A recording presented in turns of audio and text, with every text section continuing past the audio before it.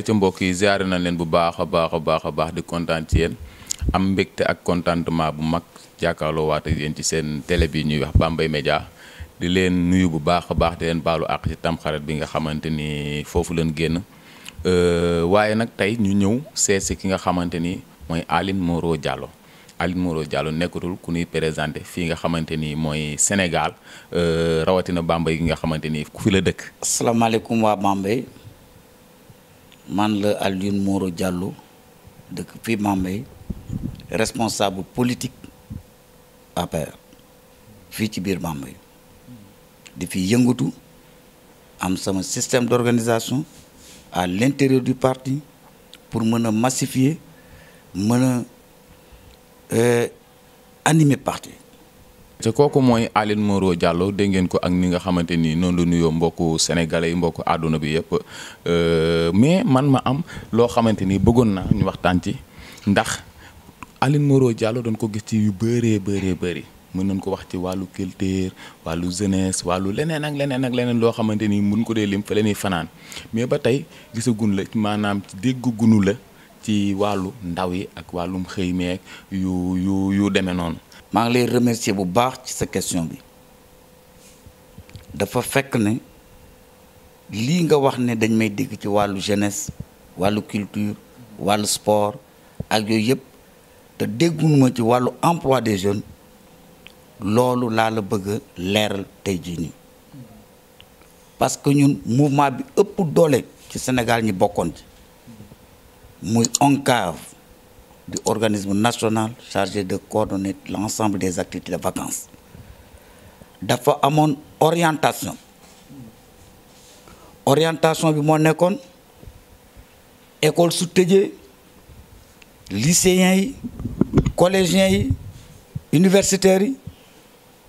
ñoom ñëpp dañuy toog 3 mois de vacances nekk ci dëkk bi duñu def dara fekk si nag chômeurs yi nga xam ne ñi ngi foon ci biir dëkk bi toog defuñu dara ñi gis ne masse de jeunesse boobu yëpp suñu toogee 3 mois de vacances te defuñu dara mën na indi jéye ci dëkk bi parce que kenn ku nekk xam na ne l'oisiveté pousse à la délinquance ñàkk a def dara day xirtal doomu aadama ci def safaan ba maanaam ci wàllu délinquance ñu ne kon nañu créer ay activités saines yu leen di occuper pendant les 3 mois de vacances muy football di théâtre di basket di handball di ay cours de vacances yu ñuy def ay conférences yooyu yëpp pour occuper leen de manière très saine bi ñu demee sax ba nga xam ne àgg nañ en 94 pour vous dire qu'on a fait quelque chose dans le domaine de l'emploi des jeunes bi ñu demee en 94 si su ngeen ko fàttalikoo bu baax temps boobu Abdou Diouf moo nekk président de la République promettroon Sénégalais yi 20 000 emplois par an bi ñu ko rencontré en audience fekk ñu def nañ un travail en notre sein soucié wu ci emploi des jeunes ndax dañu ne c'est pas humain ñu jàpp ay jeunes yore leen pendant 3 mois de vacances occuper leen sainement dans diverses activités école tijji élèves yi étudiants yi dem jàngi ñi fi nekkoon te amuñu liggéey des ci dëkk bi ñu toog di leen seetaan kon war na ñëw jublu ci lépp lu jëm ci emploi des jeunes bi ñu rencontré Abdou Diouf ñu ne ko vous avez promis aux Sénégalais 20 000 emplois ñun am nañu 2000 ASC à travers le pays soo fexee ba ASC bu ci nekk nga créé fa 10 emplois ça fait 20 000 emplois Abdou Diouf nañu quelle idée géniale vraiment ça c'est une idée géniale mais lenn rek mooy problème le Sénégal mu nañu c'est un pays de droit il y a le code des obligations civiles et commerciales qui protège le métier de commerçant. Vous n'avez pas le droit de faire ces activités parce que vous êtes régi par le décret 76-040 qui vous interdit ces genres d'activités. Donc il y a un problème juridique, un problème de droit qu'il faut transcender pour mën a permettre ASC ñu créer ay emploi nañu su ngeen fexee ba contourner vide juridique boobu moom ci boppam il va prendre 1 milliard def ko ci projet bi parce que le projet était fiable ñu xamal ko ne ko réfléchir nañ ci loolu yëpp mu ne comment ñi ne ko à côté de chaque ASC dañ fay créer benn GIE ASC bi mooy taxawal mooy créer GIE bi en son sein bu ko defee bu ñuy financer du ñu financer GIE bi mais ASC mais GIE bi la ñuy financer mais il nous faut un séminaire de 5 jours à Thiès pour mettre tout ça en forme mu financer ko ñu def séminaire bi créer li ñuy wax le projet ASC emploi aussitôt mu génne 1 milliard teg ñi def phase test ne chaque région ci 10 régions yi fi nekkoon nañ fa jël dans chaque région 10 ASC def phase test bu réussir ñu généraliser ci la Bambey amee woon 3 ASC Diourbel am 4 Mbacké am 3 li tax Diourbel amoon 4 c'est parce que Diourbel moo ëppoon ay ASC ñu ne comme moo ëpp ay ASC nañ ko jox 4 yi Bambey jël 3 Mbacké jël 3 fii à Bambey 3 ASC la ñu tànnoon pour ñu créer GIE en leur sein ñuy financer GIE bi ASC Sadibou bii ñu ngi tuddoon seen GIE comment dirais-je encore Économe Plus ak ASC Penc dans le DV ak ASC Zalsum dans le Léon ñetti ASC yi lañ fi tànnoon financer leen ñu ngi may dégg parce que fi may waxe day dem fu nekk bi ñu ko déroulé projet ba mu taxaw ba ñu teg ko ba mu commencé dem ba am na ci ñoo xam ne sax fa la ñu doxe am esprit d'entreprise ak yooyu yëpp am na ñu ci réussir ba ci la ñu doxe seen affaire yëpp baax te mën naa la ci citer des exemples yoo xamante ni defoon nañ évaluation ba léegi gis naa ñoo xam ne fa la ñu doxee ba léegi di entreprendre à travers le pays malheureusement en 2000 Abdou Diouf wàcc PDS ñëw mu am guerre de paternité du projet ministère de la jeunesse ne comme question de jeunesse la moom mooy jël paternité projet bi ñu viré ko argent bi des ak projet bi ministère de l'emploi ne comme affaire emploi des jeunes la moom lañ koy viré LONCAV ne mais man mi nga xamante ni maa concevoir projet bi fu ngeen may teg coow loolu nekk foofu ba finalement Abdoulaye Wade logé ko ministère de la jeunesse boobu temps Fada mooy ministre boobu moo évolué ba tudd ay FNPJ ay tudd lu nekk parce que ku ñëw rek bëgg a changer forme bi pour wane ne lii man maa ko créé ça en compagnie des patriotes à travers le pays au sein de l'ONCAV appuyé par les services de l'État ñu ñoo ko taxawaloon fii ci réew mi mais gis nga donc ni mu dem donc des questions d'emploi yàgg nañoo soxal te ba léegi soxal nañ maintenant si nous revenons actuellement si nous parlons d'actualité à l'échelle locale fii ci biir Bambey ci commune u Bambey la commune dara empêché wu ko mu lëkkaloo ak ay privé pour créer des unités yoo xamante ni dafay générer emploi auprès des jeunes benn exemple laa leen jox marché du poisson de Dakar ville de Pikine moom moo ko tegoon la muy jël te ay emploi am ay directeur am ay tout et cetera avec de très bons salaires fu ci mel ni fii Bambey mais Bambey waroon na am benn complexe frigorifique pour suñu femmes yi jaay poisson amoon na fi fii ci boori Ten Sega ci gannaaw foofu ci jamono mais ba léegi marché tul par rapport aussi à l'agriculture mais mën nañu capter drainer eau yi nga xamante ni souvent on parle d'inondation mën nañ ko capter canaliser ko comme avec les bassins de rétention bay def sax mbayam noor muy taxaloo ak mbayam nawet bi nga xamante ne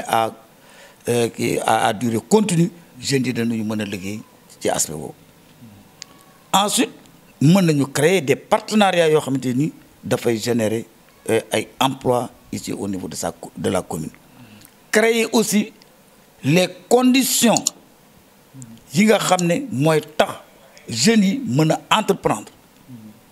du point de vue éducation aussi man war nañu mën a jàppale élèves yi étudiants yi forme yi bari na mën nañu voir la forme ba nga xamante ni juridiquement day possible pour que ñu jàppale leen pour que ñu mën a poursuivre seen i kii mën nañu signer même des conventions avec des sociétés yoo xamante ni avec des institutions yoo xamante ni formation professionnelle la ñuy def ak ñoom ay convention jàppale ci jeunes yi ñu am seen formation professionnelle donc mën a liggéey te duñu dépendre ci kenn bari na domaine yoo xamante ni war nañ ko mën a développer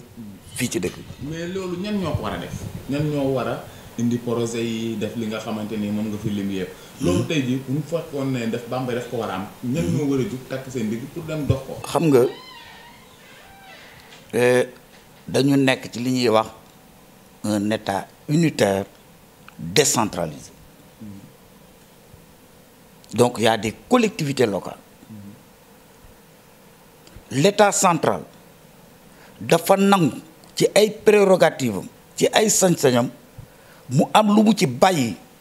lu bari dénk ko commune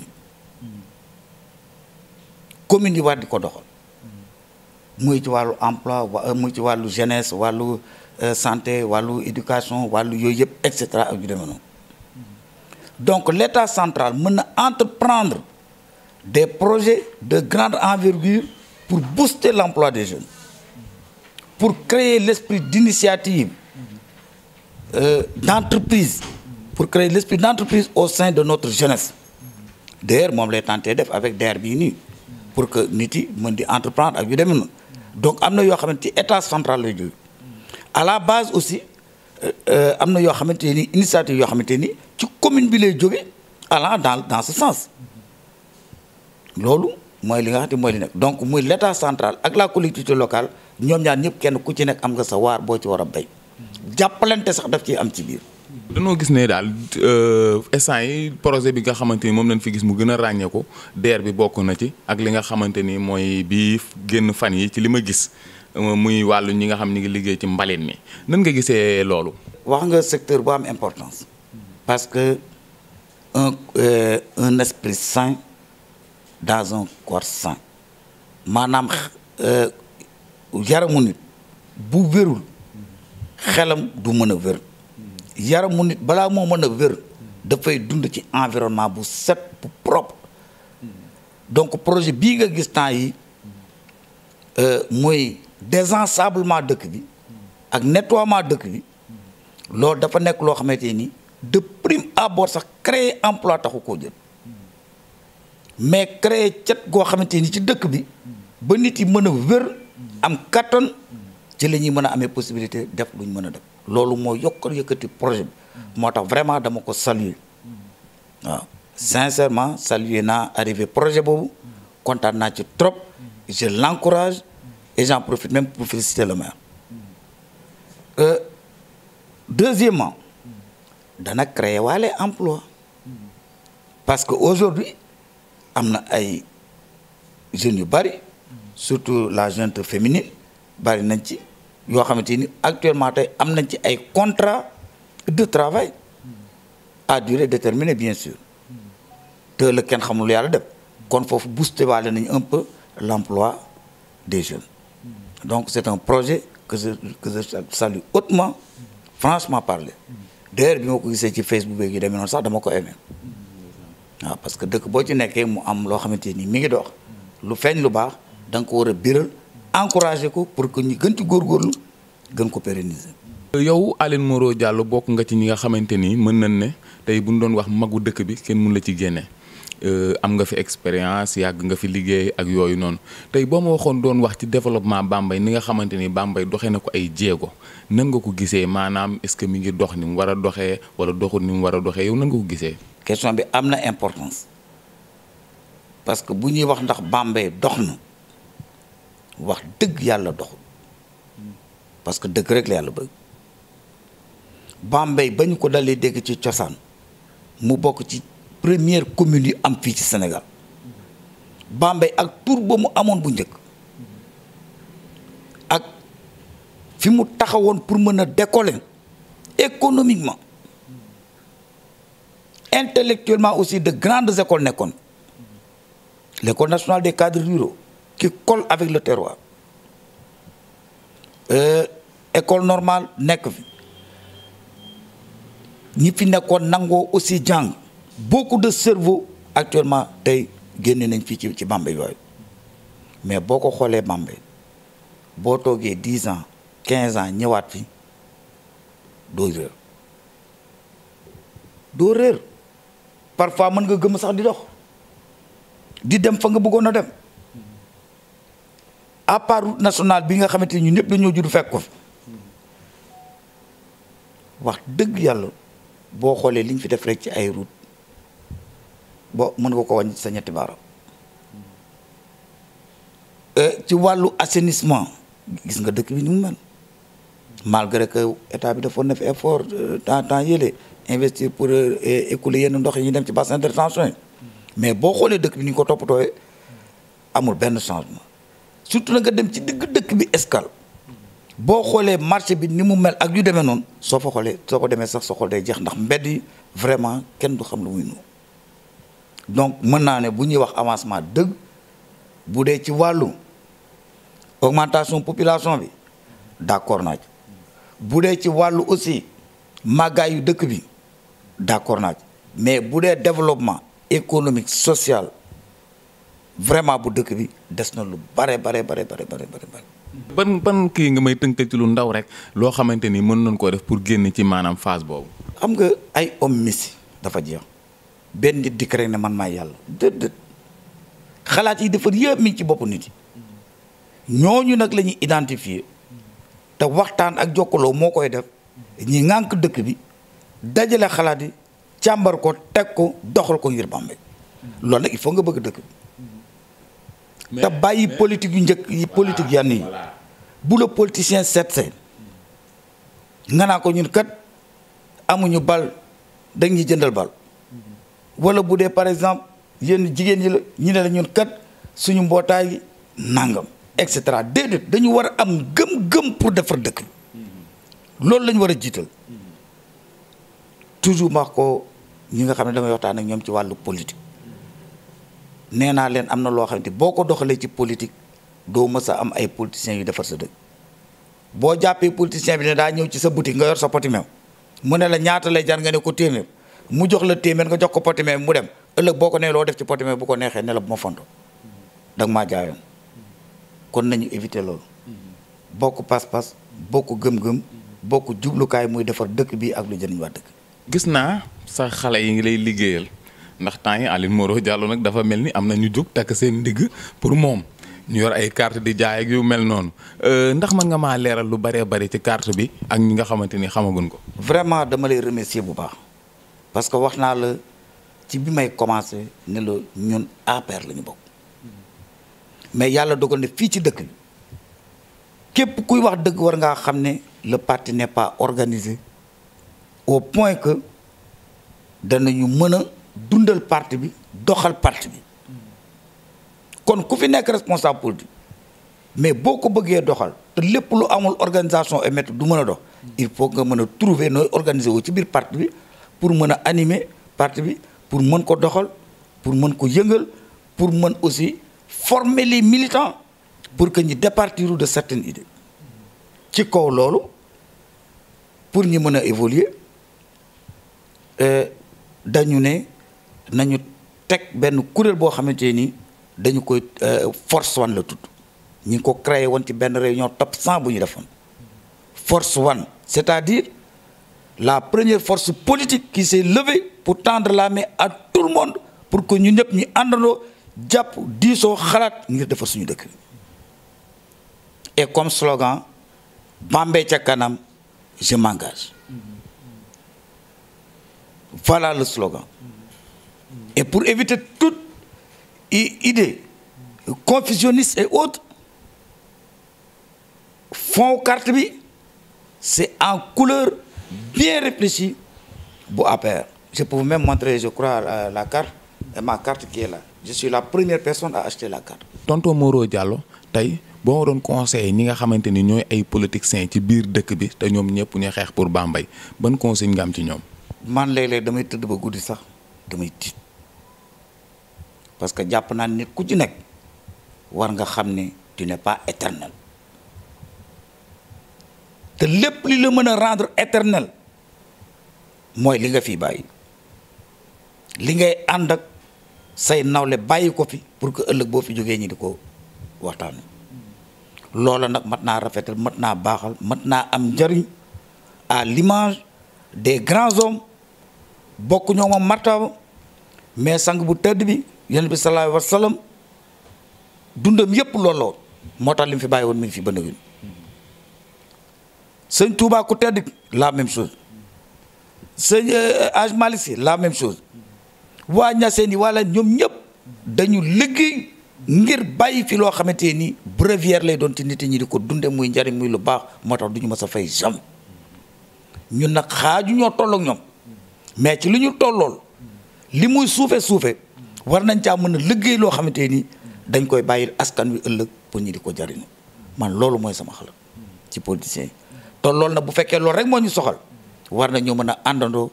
jàppante songu nag mbër moo xamante ni